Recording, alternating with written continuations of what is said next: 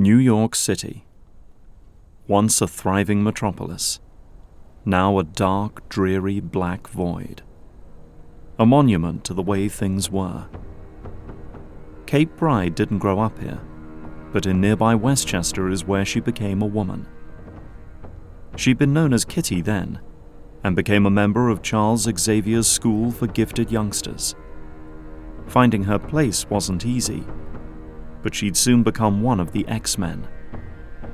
That was a lifetime ago. Now she was trying to find her place in a future none could imagine, some 30 years later. A future where finding your place meant fighting to survive.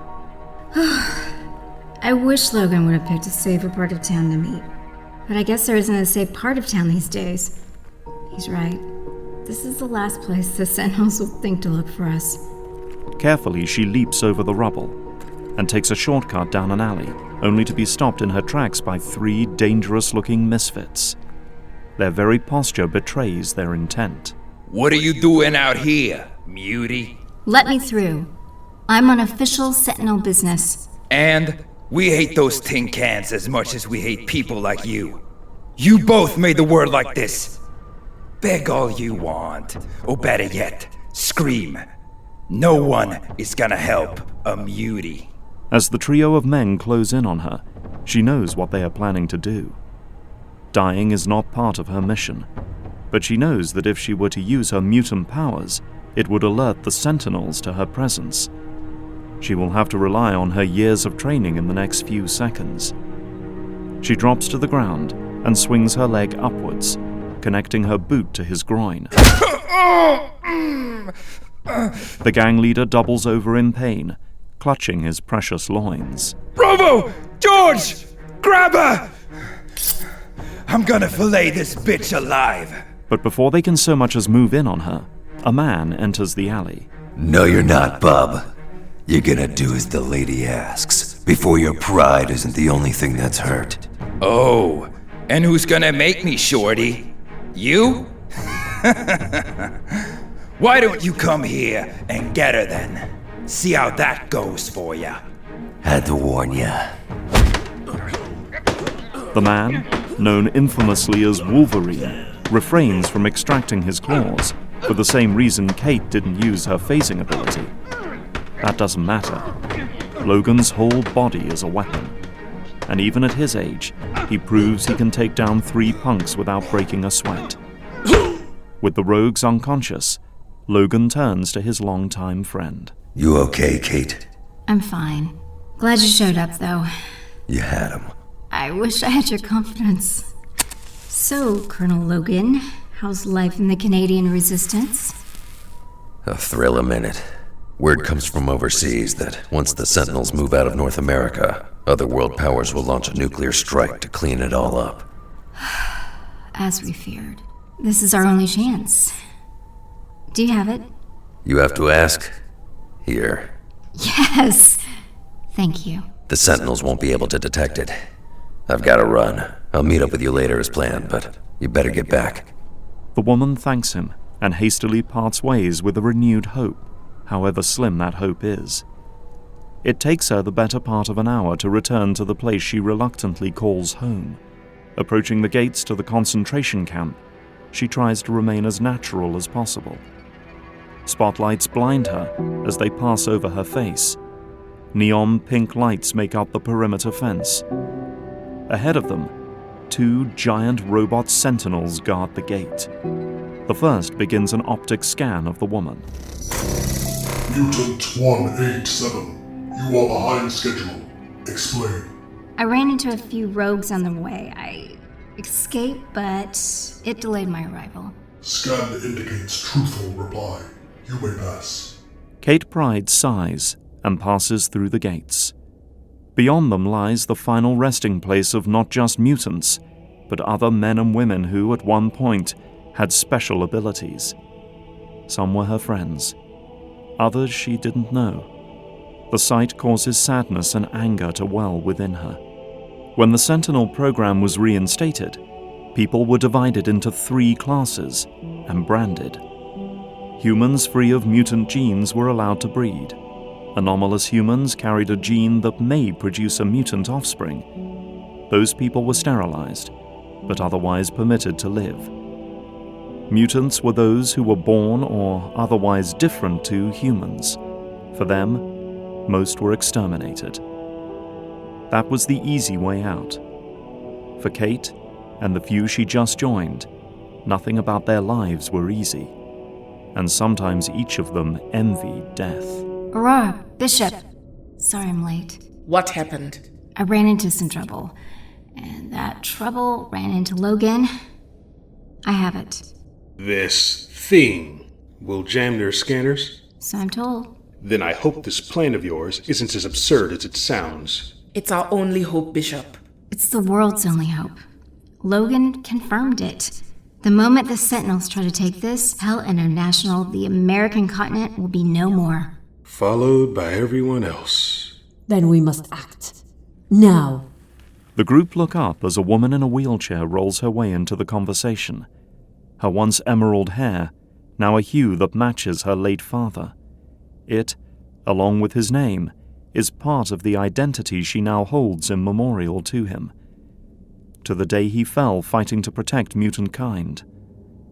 They battled in her days as Polaris countless times, but in the end he saved her life. The Sentinels crippled her, but she was alive today because of him. She addresses a tall, burly black man. His beard and a tattoo darkening his face accompanies a scar. It is evident this man has seen his fair share of combat. Next to him is a woman with short red hair, Rachel Gray, the child of two of the X-Men's founding members, and one half of the team that will put this insane plan into motion. I just hope this insane device will work, Magneto. Strange talk for one who once hunted his own kind. I still feel we were wrong to trust you with this, Bishop. My days of serving those things are over. Some things are more important than living. The thing you should be questioning trusting is in this device. It is too good to be true. If there were any alternative, we'd take it. But if we do nothing, by tomorrow the world will be at war. And the day after, the world will be dead. Our actions may not make things better, but they certainly won't make matters any worse. Rachel, so much depends on you. Are you ready? As I ever will be. I've been meditating all day. Once the jammer is operational, we can begin. Then what are we waiting for? Kate? A moment? Yes. Are you sure about doing this? We can find someone else. There is no one else, Aurora. But I would be able to... They killed my husband. They killed my children. My babies, Aurora. If changing the past holds even the slightest hope of saving them, I'll do it. Whatever the cost, please let me do this. All right. The two embrace in a hug, Aurora shedding a tear as well, remembering the day Piotr and the other X-Men fell. A day she will never forget. A short time later, the jammer is assembled and in place. If they are right, it will jam the Sentinel's scanners from detecting mutant powers, from detecting what Rachel is doing. Kitty lays down upon her bed, a single sheet on the ground. Rachel kneeling down at her head and placing both her hands upon Kate's temples. Lay back and relax, Kate. Relax. I had anxiety when I was 13. Now I live in hell, and I'm the only way to stop it. What's to freak out about? Kate! Hush. And breathe with me. Let your mind become one with mine. And our minds one with all.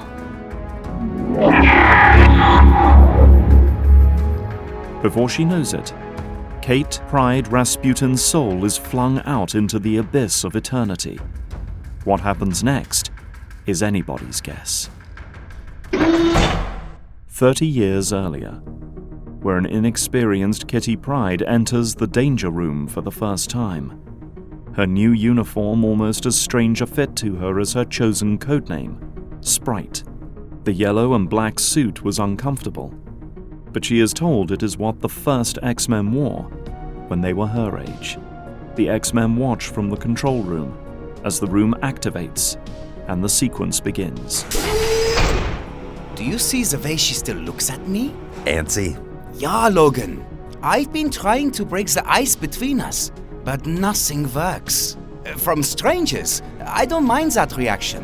But from a friend, a fellow X-Man, it hurts. Be patient, Kurt. She has much to learn.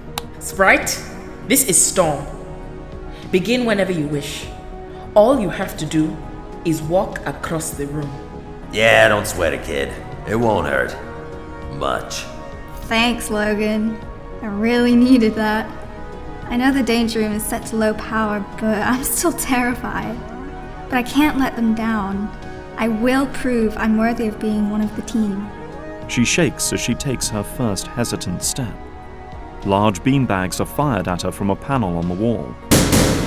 She shifts her form to an intangible state and passes them with ease. Her confidence grows as mechanical tentacles whip across the area where she stands, but her body phases right through them. Even her mass is so light that when a trapdoor opens beneath her, she glides across the air as though it were nothing. The room does its best to stop her, but it's a wasted effort, and in the observation booth, laughter erupts. Charlie spends weeks programming this to beat Kitty, and she passes the test with her eyes closed. Wish he could have been here to see it. Yeah, back to the drawing board, I think. How'd I do, Aurora? Before Aurora has a chance to respond, Kitty's world twists inside out as she comes face to face with an older, sadder, wiser version of herself. Then her soul is flung out into the abyss screaming. In reality, she drops without a sound. Kitty! Kurt, get down there. Kurt taps into his mutant ability and vanishes in a purple cloud of sulfur. Instantaneously, he reappears next to Kitty in the room below. She's out, Aurora. Stunned, perhaps. But she's breathing and has a pulse. No sign of injury. Did you stun the kid? No, I don't understand. We'd have seen a stun beam, and the moment she reached the door, the system shut down. Take her to the infirmary. Perhaps it's a delayed reaction to something during the test. A short time later, in the infirmary. According to B's scanners, Kitty is fine. Then why is she still unconscious? Easy, Aurora. Kurt says she's okay. Okay physically, Birdman, but I'm getting some weird readings on this monitor. I ran some comparisons to her prior physical. The pattern's the same, but these are more complex. I don't know, I barely paid attention when Fuzzball showed me how to use this. Maybe he, Xavier, or Moira can figure it out. Our Fraulein is... Kurt's thought is interrupted as Kitty suddenly wraps her arms around him in a warm embrace. It is a welcome gesture for the man who had been wondering how he could connect with her. Welcoming, yet puzzling at the same time. Kurt, it's you. It's really you. You're alive. Huh? What? Kitty, of course I'm alive. You should lie down some more and rest. The woman ignores his request as she locks eyes with a man she will one day marry and start a family. A man she saw slaughtered protecting their children. Tears fill her eyes as she chokes on her words. Peter? Oh my God, Peter! If the shock on Kurt's face wasn't enough, Pyotr Rasputin's look when she suddenly kisses him is even more priceless. The strongest X-Man there is stands stunned and unable to say a word. He blushes, and suddenly Kate realizes where and when she is. I can't believe it worked. I had my doubts, but Rachel pulled it off. Pulled what off, Kitty? Who is Rachel? Kitty. It's been years since you called me that. I go by Kate now, or will be. This is hard to explain. I'm Kate Pryde, but not the one you know. I'm from over 30 years in the future. You sure she's all right? I'm fine. Listen. Rachel used her psychic powers to send me back into my younger body. Okay. You've had a rough morning and are in shock. Perhaps you should... I'm not in shock, Storm. Damn it, you warned me that the hardest part of this would be convincing all of you.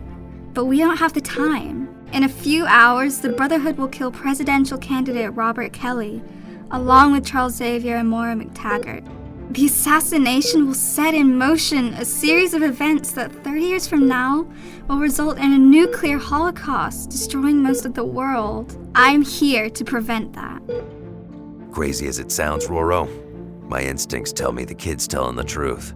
She may look like the kitty we know, but the way she stands, talks, and moves is that of an older, more experienced woman. Aurora, I know it seems like fantasy nonsense, but suppose it isn't. Can you stand idly by while Senator Kelly, not to mention Maura and Charles, are murdered? After everything we have done in Scene Storm, is it not at least possible? Right. Can you take the chance that I'm right? No, I can't. We're going to Washington. Xavier will scan your mind there and try to sort out this confusion and how we should proceed.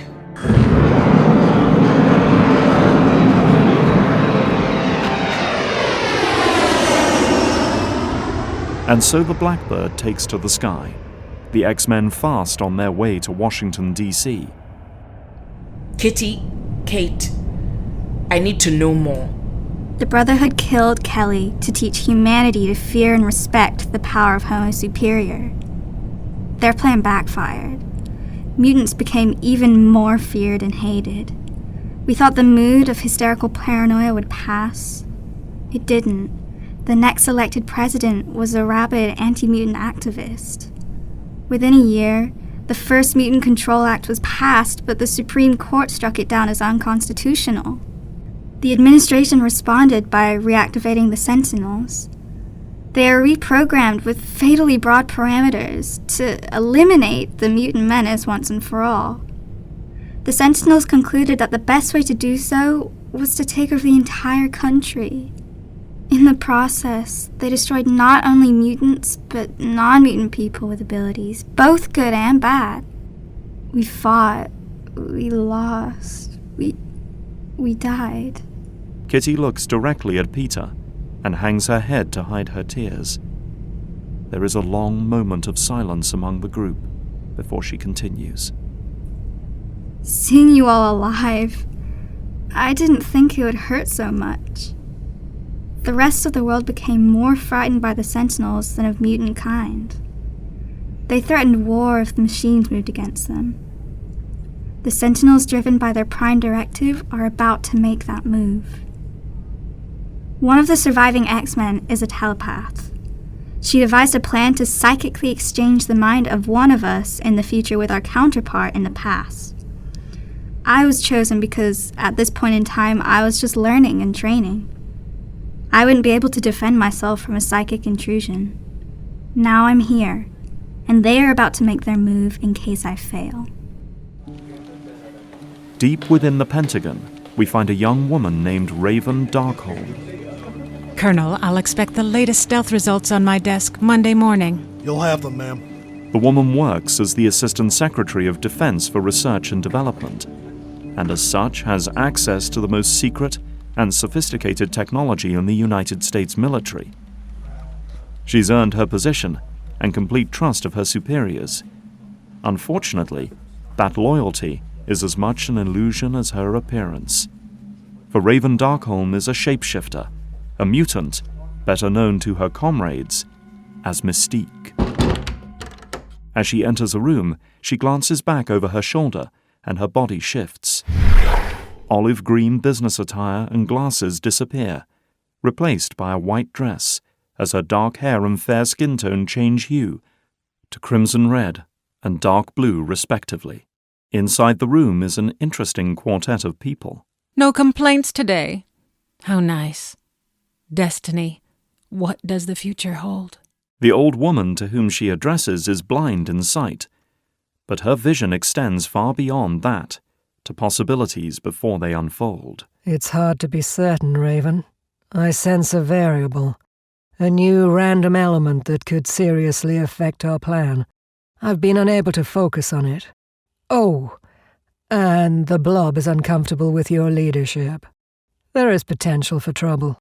Is this true, Mr. Dukes? Frederick J. Dukes was a man better known by what the public called him. The Blob was not a flattering moniker, but it was the perfect description for the overly obese man. He turns with a mouthful of food and shrugs. Look, Raven, is it? I'm grateful to you for busting me out of prison and all. Getting me these threads, all this food, and a nice pad, but I'm not too keen on taking orders from a woman.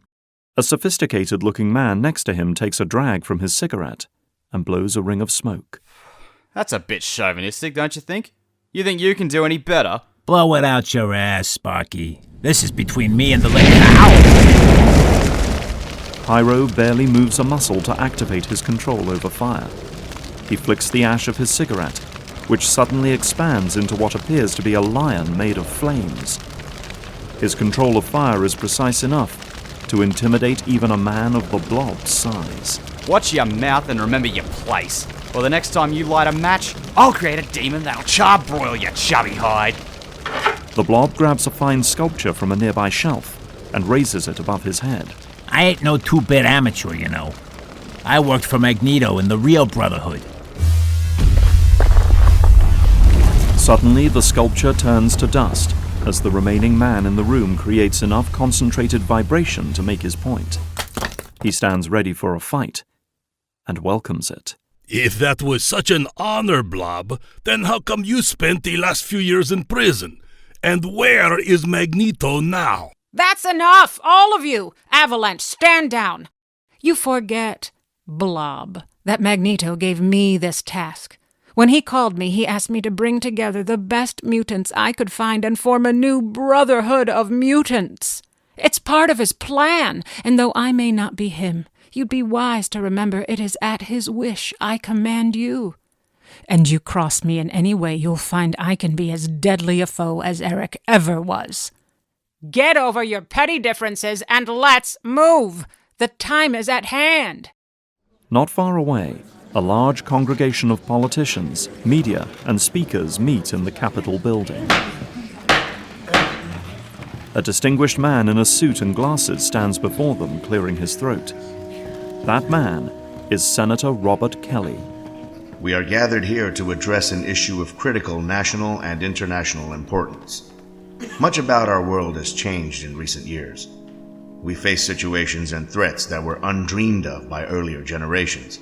One such is the appearance of Homo superior, mutants. Flesh of our flesh and blood of our blood, yet possessing powers and abilities which set them apart. Some would say above the rest of humanity.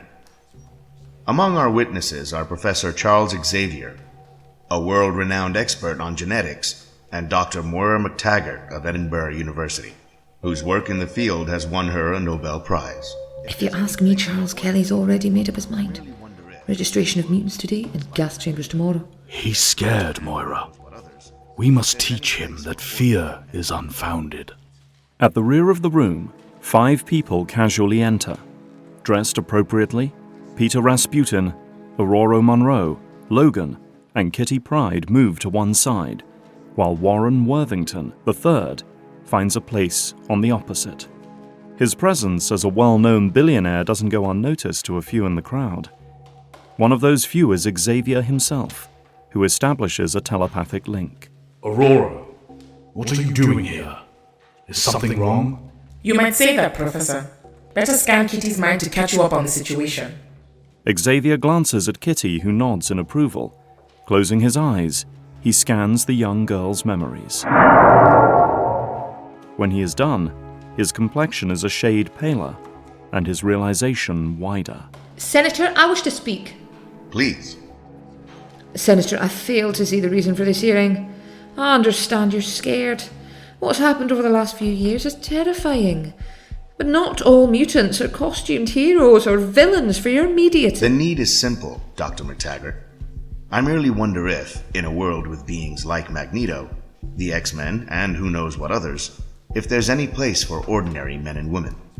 I wonder if this same question wasn't asked by the last Neanderthal about the first Cro-Magnon.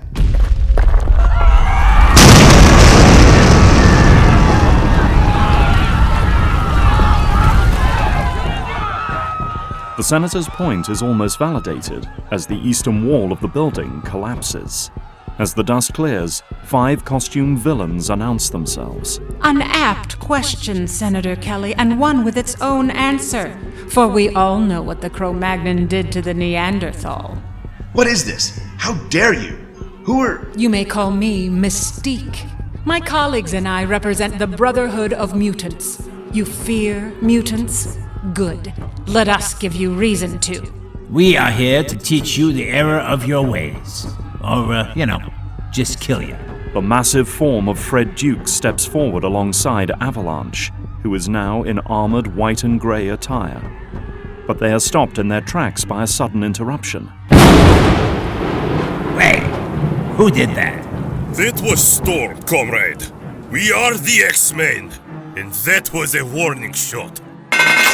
And suddenly stripped of their street clothes, revealing their battle garb beneath, Storm, Colossus, Nightcrawler, Wolverine, Sprite, and Angel come face to face with Mystique, Blob, Pyro, Avalanche, and Destiny. You ain't no X-Men I ever seen, except for Butterfly over there.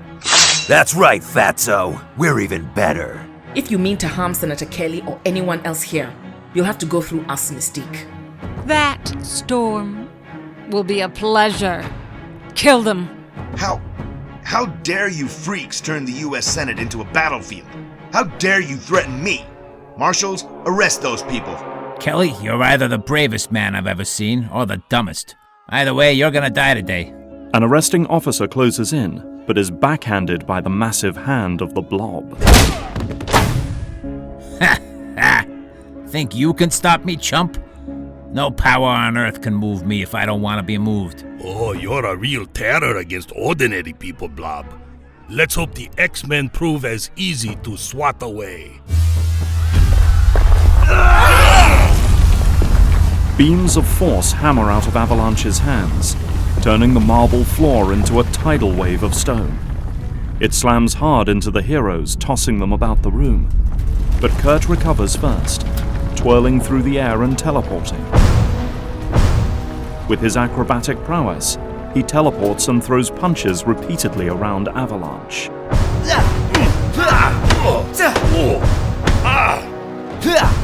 You clowns may look like a circus, but I know circuses well. Try to keep up.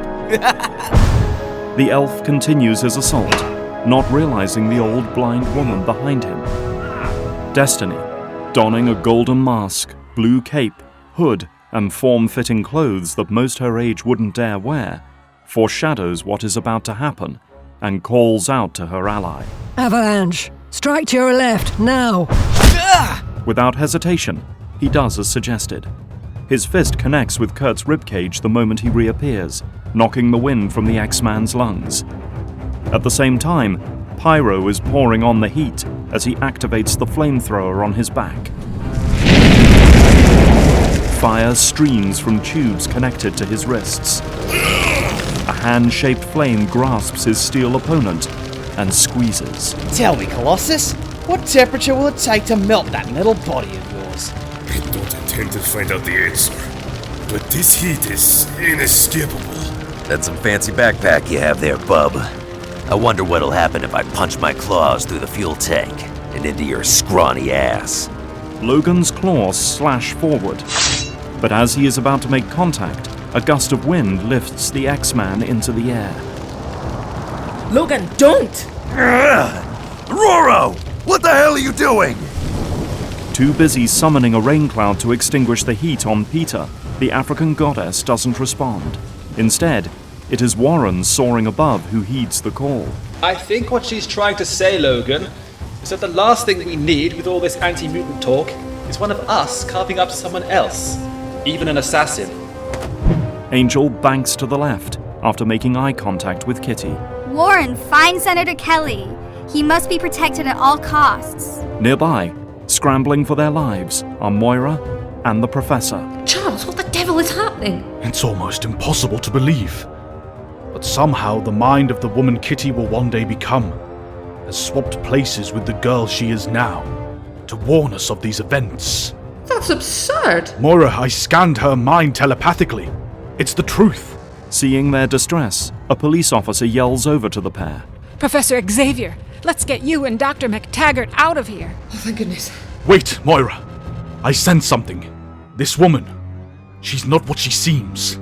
The professor's mind is accurate as always, and as if on cue, the officer shifts form to reveal mystique.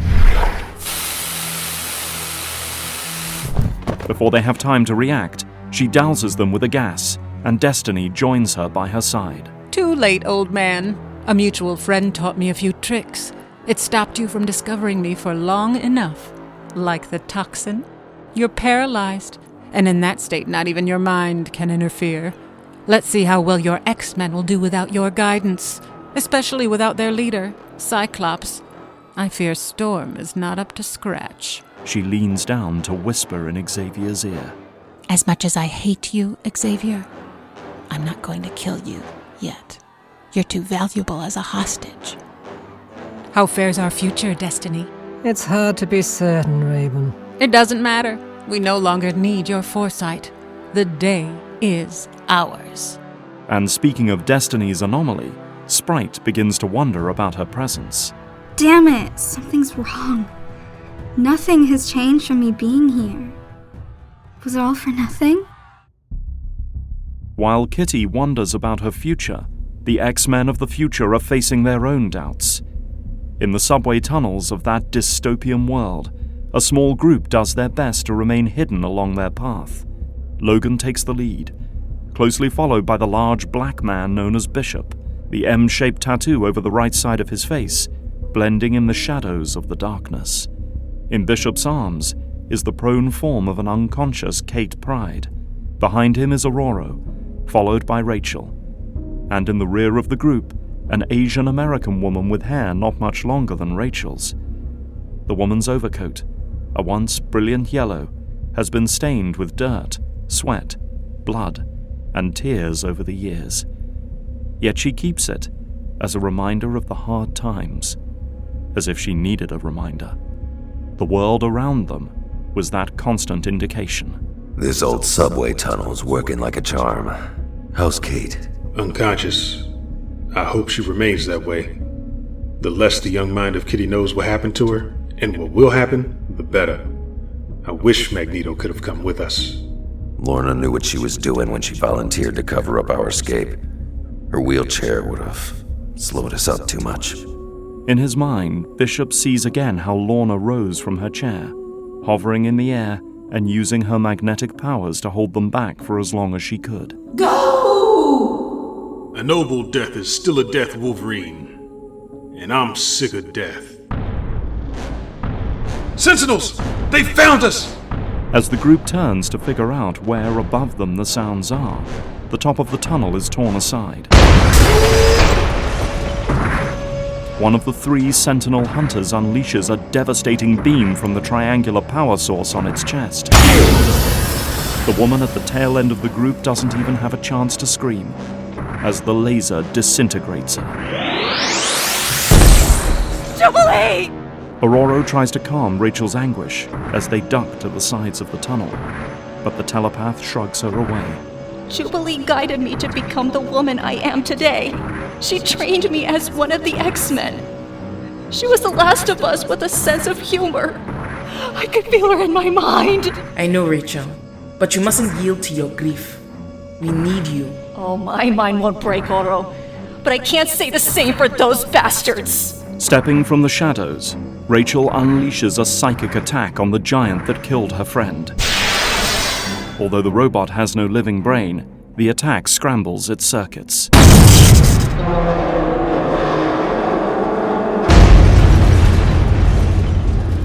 Central Control. All city. Alert. Mutant contacts not wearing inhibitor collars. Patrol 3L40 requesting immediate assistance. Target identification. Storm. Known mutant threat. Exterminate. As the Sentinel falls from the psionic attack, the remaining X-Men leap into action. Aurora summons a gust of wind as her eyes glaze over, becoming a pure white. What was the maneuver you and Peter used to perform, Logan? The fastball special. I believe something similar is in order. Well, batter up. Let's see that pitching arm of yours. Logan nods as wind hurls him upward like a bullet, claws extended. He buries them deep into the eye socket of the machine, and in a berserker rage rips it to shreds.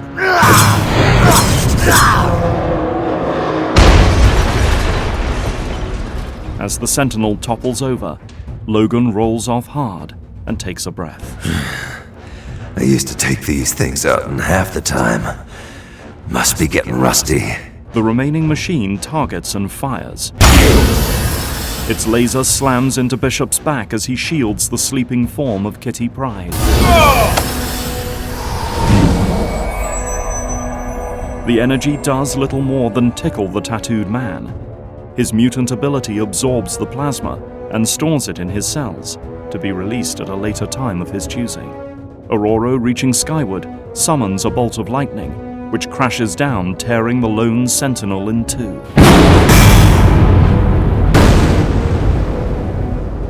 No time to celebrate. We've got company. Two more squads of Sentinels close in on their position. The mutants have no time to mourn the loss of their friend, as they scramble to find cover. They move from one hiding place to the next as they make their way up to the surface. Peering around a corner, Logan holds up a fist, and the other mutants stop. Hold it. Another patrol. The Sentinels are busy tonight. Not surprising, considering I successfully busted you all out. Maybe trashed more than a half a dozen of those tin cans in the process. They'll be expecting us to try making contact with my outfit in the Canadian Resistance Army. They won't be expecting an attack on their main headquarters. If we knock that out, we'll hamstring their operations across the entire continent. We'll have to hit fast and hard. I will take the lead, Logan. Okay, Roro. Good luck. My friend, I stopped believing in luck the day I saw my parents slain in front of me. All my life I've flown with death. I once swore never to take the life of another, and yet I've had to kill. I will kill again if I must. In my own way, I've become as hard, ruthless, and merciless as Logan. I've become so numb, I can't even hate myself anymore. If anything, my soul feels tired. But so long as breath remains in me, I will do what must be done. Raw energy surges through Aurora, automatically shaped and fused by her metabolism. It manifests itself as a bolt of lightning that she unleashes on the head of a Sentinel, frying its circuits before it knows what hit it.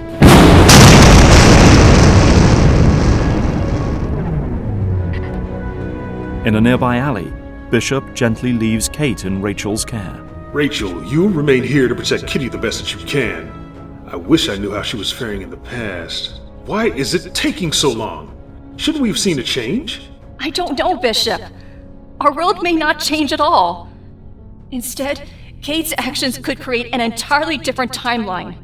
An alternate and parallel Earth. So the time switch could be a wasted effort. Great. Logan, I'm sorry, I just don't know. Logan checks a side door to the building and finds it locked. Roro, care to jimmy the locks and alarms? I'd cut my way in, but that just announced our presence. As Logan steps aside, Aurora removes a lockpick from her hair. In seconds, she proves she has not lost her touch. That was a lifetime ago, when I was a street urchin in Cairo, trained by Ahmed Al-Gibar as a thief.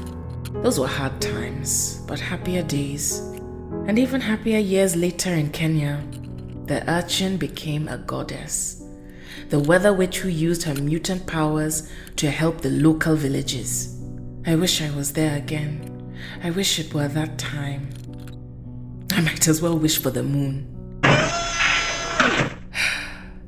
The coast is clear, my friends. This building has some of the most sophisticated electronics on Earth. It's why the Sentinels chose it as their primary base. But it's a base with an Achilles heel. If our intelligence reports are accurate, then the automated housekeeping systems are still operational. Logan tests that theory as he removes a small device from his belt buckle and attaches it to an elevator control panel. The doors slide open to their relief.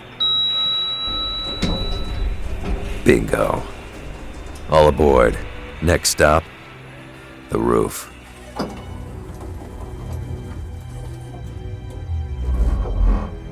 You look nervous, Aurora. I never could quite kick my claustrophobia. Tight spaces put me on edge, and I can't help but think that it wouldn't take much to turn this tiny elevator into a death trap. So far, so good.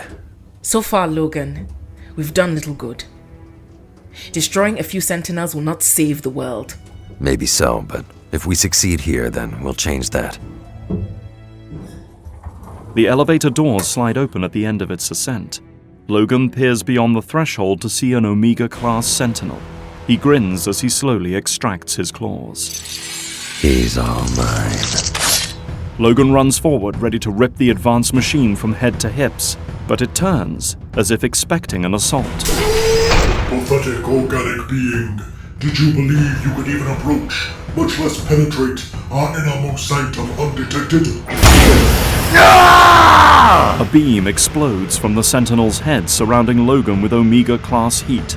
Even if his healing factor was as quick as it were in his prime, Logan's body could not have withstood such energy. When the light clears, his charred adamantium skeleton drops to the floor, to the horror of Bishop and Aurora. You are here because we allowed you to be here. Yield, mutants, or you will be terminated. Never! The energy stored from being blasted in the back by the earlier Sentinel causes Bishop's eyes to glow red. His hands glow with the same hue as he holds his fists forward and unleashes the reserve plasma.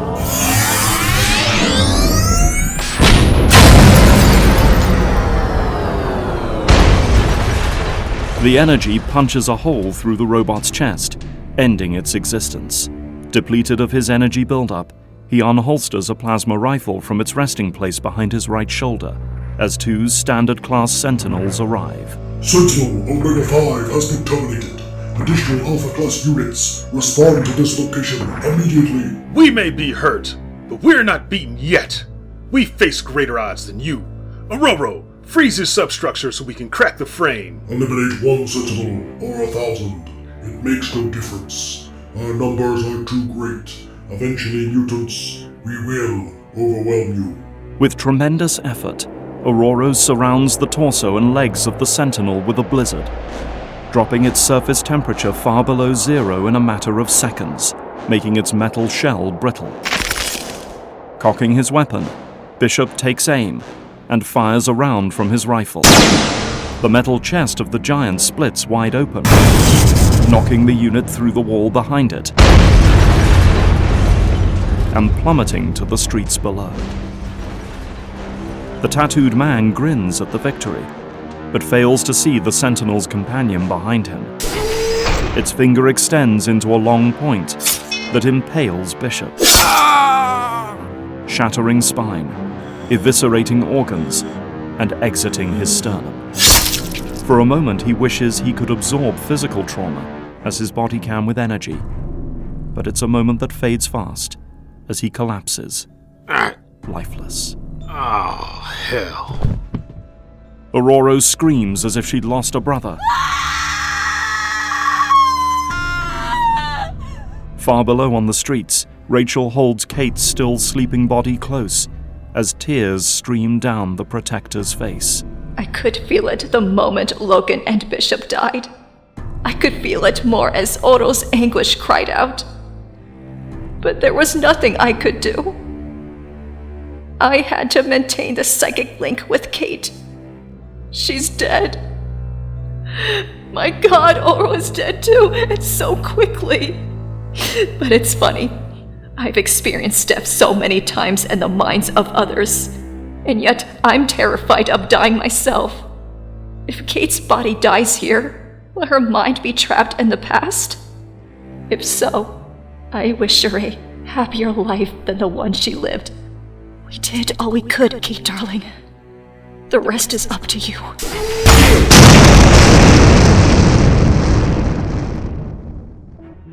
"30 years prior to that moment, Kate staggers in her younger body. What the hell was that?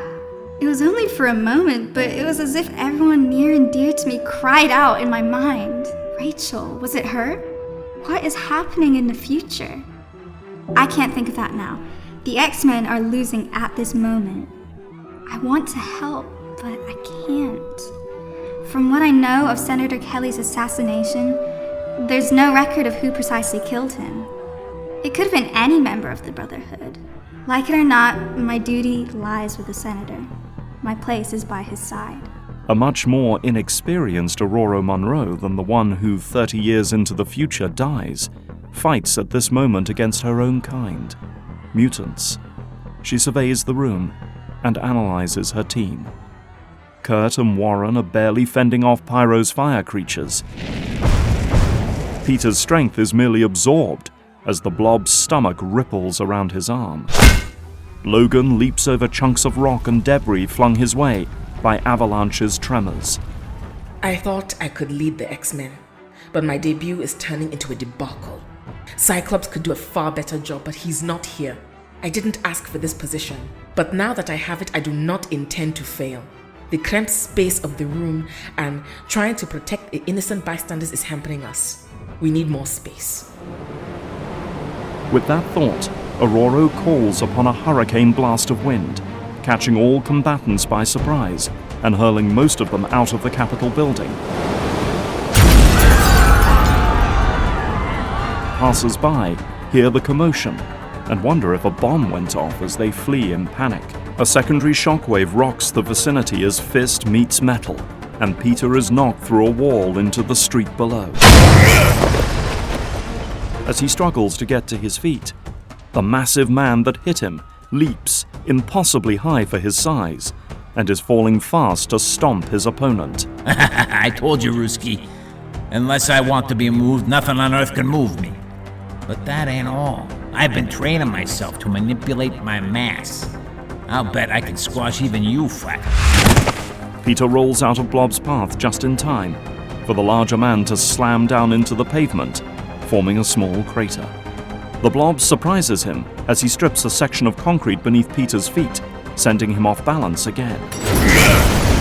Surprise, Sonny! I'll bet I can trash all you new X-Men by myself. Unnoticed by any of the combating mutants, the army arrives with a trio of tanks from Fort Myer. Major, who exactly are we shooting at, sir? Which ones are on our side? It doesn't matter, Sergeant. Target them all. We'll sort out the details later. Fire! Warren is the first to spot the offensive move, and his eyes widen with realization. Peter, look out! Peter barely has time to get to his feet when he hears the call of his friend, but it's too late. The cannon's projectile slams into his chest with sickening force. Even the Man of Steel has his breath knocked out of his lungs as he is propelled through the air, crushing a nearby car. That's one. Let's see if we can't persuade the others to stand down. The soldiers march forward, wielding flamethrowers. Upon the gas flow turning on, Pyro senses the heat and laughs. Bad move, gentlemen. I trust you all have adequate pensions. Your families will soon need them. Golden flames increase to a monstrous size and shape. The fire takes on a life and horror of its own as Pyro manipulates it to turn on the soldiers. One X-Man reacts, careful not to singe his wings' feathers. The soldiers are paralyzed with fear. Even if they ran, Pyro's beastie would fry them before they made it a dozen steps. Let's see if I can get his attention redirected at me. Swooping down, Warren's ploy works in a way, but not exactly as he expects. The fire demon splits in two, one following him, and the other turning to assist the Blob, who is having his own trouble with Logan. What's the matter, bub? If you're so invulnerable, how come you're scared of my claws, huh? Come on round, boy. Let's dance. Is there anything Pyro can't manifest with his powers? That hand of flames is wrapped firmly around Logan. Even with his ability to heal, he won't be able to cope with the damage it'll do. The creation is huge. I'll need a significant amount of power to counter it. In the blink of an eye, Aurora soars high above them all, gathering speed and strength as she goes. She channels the gust of wind down through the heart of the flame, blasting it apart with the force of a hurricane.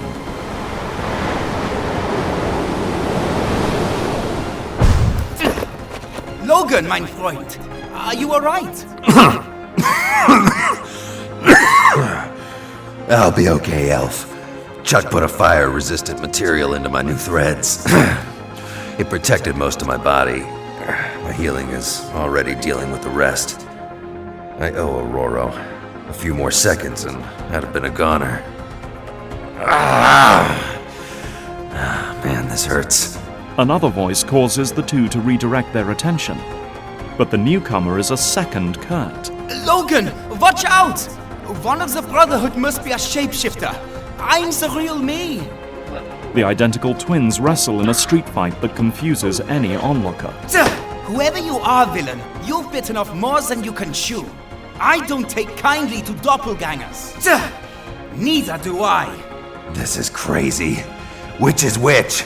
I'm still woozy from the burns. My senses can't tell them apart. The real Kurt should be able to teleport out of the range of my claws. Logan! Sheath your claws. Not a chance, Aurora. We're in the middle of a fight. I'm in no mood for debate. Sheath them now, or use them on me. That can be arranged, lady. I am the leader of the X-Men. While that is so, you will use your claws when I command. No other time. I wouldn't take that from Cyclops. You will take it from me.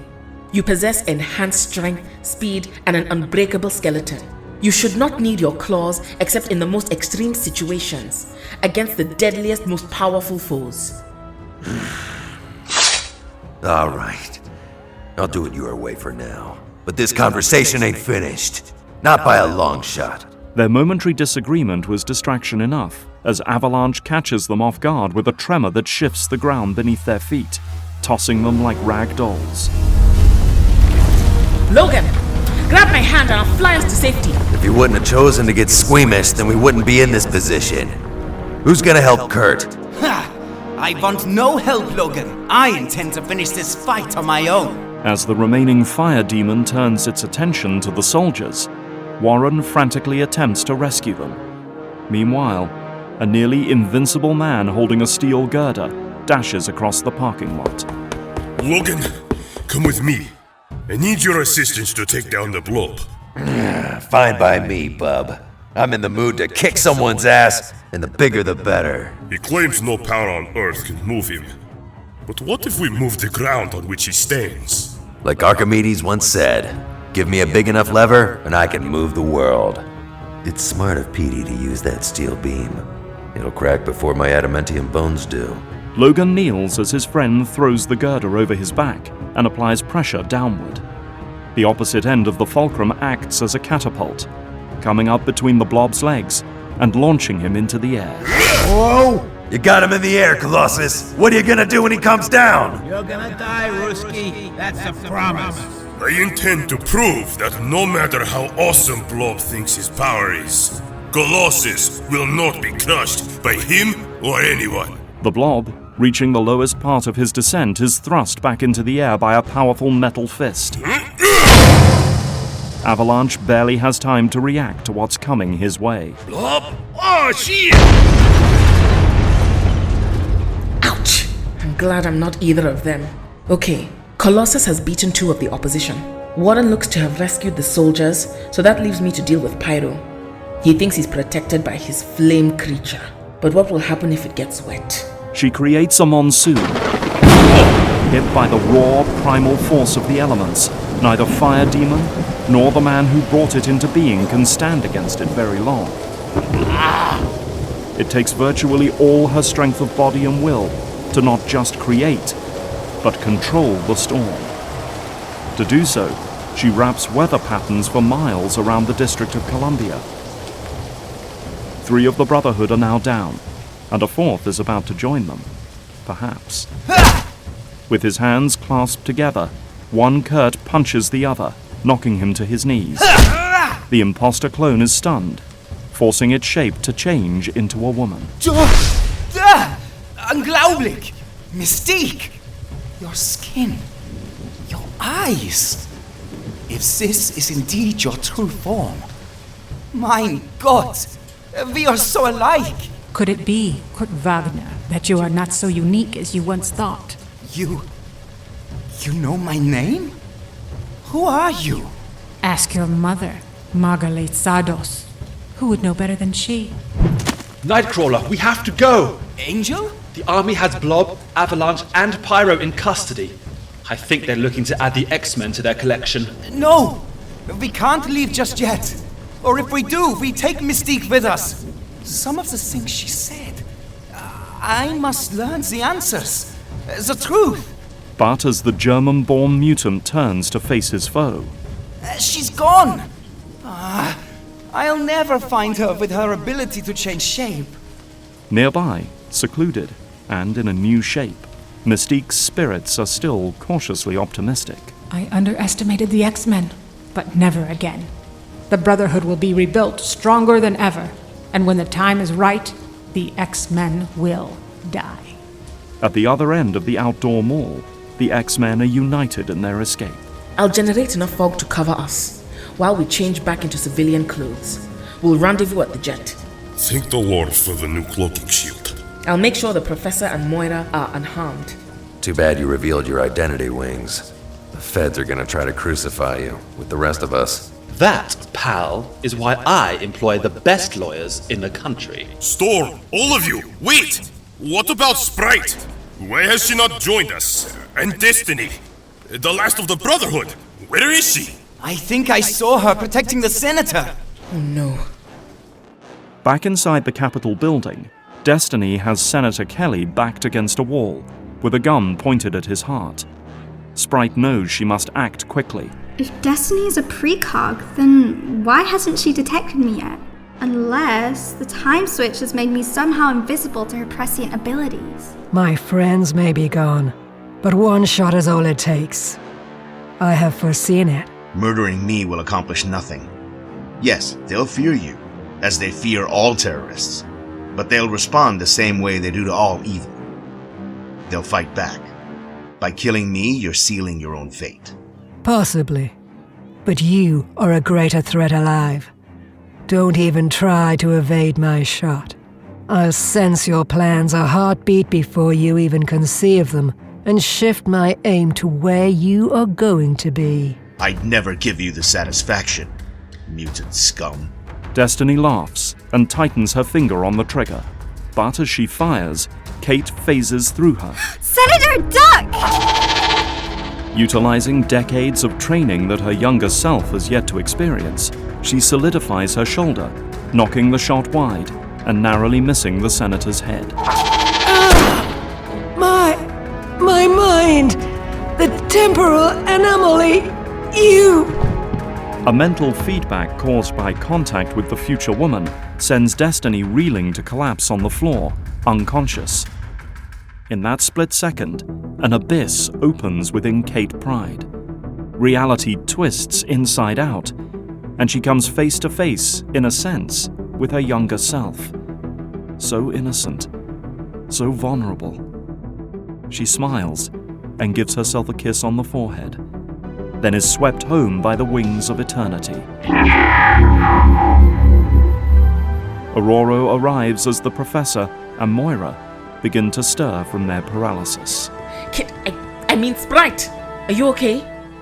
Senator Kelly, are you harmed? Storm? Where am I? This isn't the danger room. I feel so... Who is this child? Who are you, woman? I am Storm, leader of the X-Men, and I suspect this child is the person who just saved your life. Mutants like people are both good and bad. You'd do best to remember that, Senator, before you speak to condemn us all. Storm!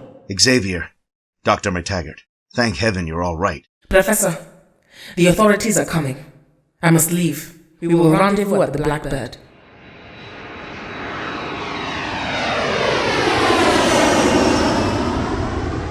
Later, en route to their home in Westchester, New York, the heroes relax and enjoy the flight. I find it a miracle that you have been given such a gift by God, Herr Logan. There is no trace of your burns. By the way, I never asked. Why the yellow and brown suit instead of your usual yellow and blue?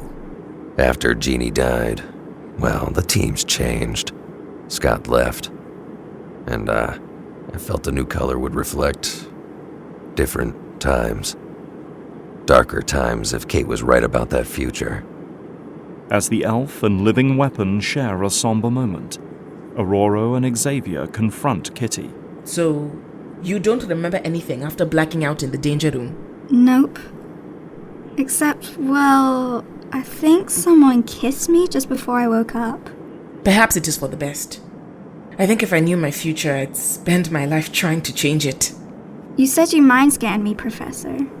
What did you find out? About me, I mean. That Kate Pryde is as delightful and admirable a person as Kitty Pryde. The rest you will discover in due course. Professor, we saved Senator Kelly. Kitty's mind has returned to her body. Did we change the future? I do not know, Warren. Cliché though it may sound, only time will tell. Mystique returns home that night. She fears what has happened to Destiny, but she dare not go back and check until morning, in case Charles Xavier is still lurking to expose her. She needs Raven Darkholm a while longer. She heads inside, shutting the door. The sound brings a young voice from a young woman that now runs down the stairs. Mama? It's me, child. Where's everyone else? Where's Auntie Irene? Our plan failed, thanks to the X-Men. Somehow they knew. Is she okay? I don't know. I hope so, but if she is alive, she is still lost to us. They took her from us, the X-Men. Now our hope of a better future, one where you can be safe and free, will have to wait a while longer. You should have let me come, Mama. I could have helped. Soon, Rogue. Very soon. A month has passed, and Senator Kelly's committee has finished its hearings and submitted their report to the President. Now, on a chill December evening, both Kelly and his good friend, industrialist Sebastian Shaw, are summoned to the White House. Come in, Robert. Sebastian. I won't bandy words, gentlemen. I read your report, Robert.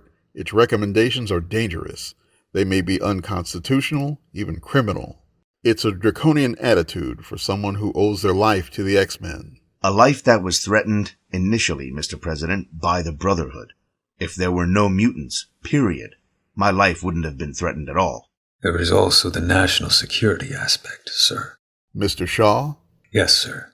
An anti-government group of superpowered beings, mutant or otherwise, or such a group in the service of a foreign enemy, would be a serious threat to our nation. I realize that, Sebastian. For the moment, our actions, my actions, will remain top secret in nature. The operation is codenamed Project Wide Awake. Behind the President, a man who until now remained silent steps forward. His red flat-top haircut and aviator sunglasses resembling either someone insane or menacing. Allow me to present the man who will head it, Henry Peter Gyrich. He will be responsible to me alone, and his authority in this matter will be absolute. Your first priority, Henry, will be to work with Shaw Industries to design and construct a new series of robot Sentinels.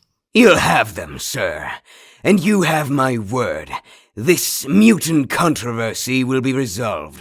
If we find them to be a threat to the Republic, a threat to the world, or a threat to the human race, they will be dealt with permanently.